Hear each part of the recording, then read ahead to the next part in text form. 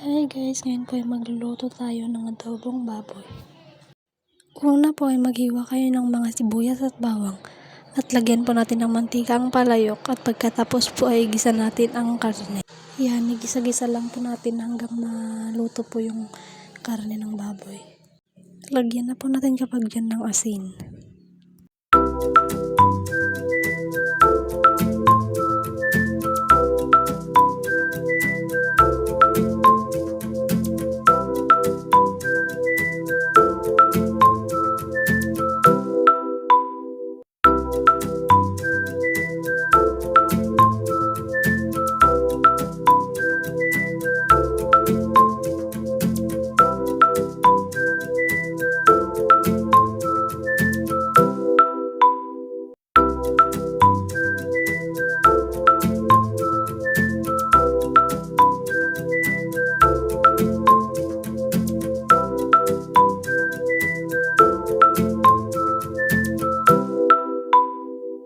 At pagkatapos po natin igisa, ilagyan po natin ng toyo.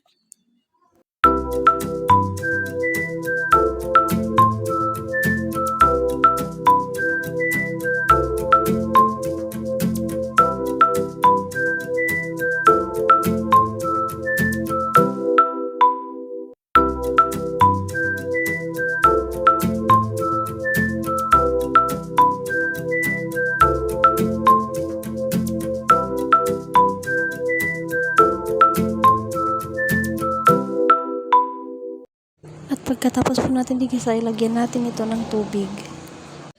At pakuluan po natin ito hanggang sa maluto ang baboy. At maging malambot ito.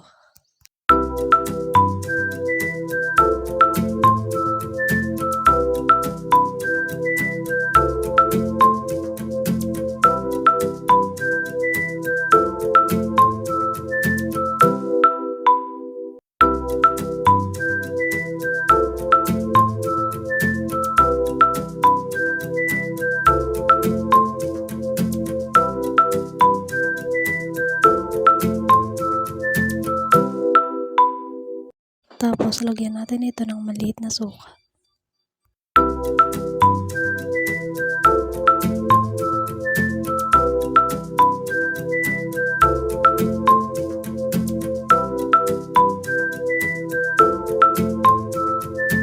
At ilagay na din natin dyan ng paminta at magic sarap. Tapos ihalo-halo po natin ito.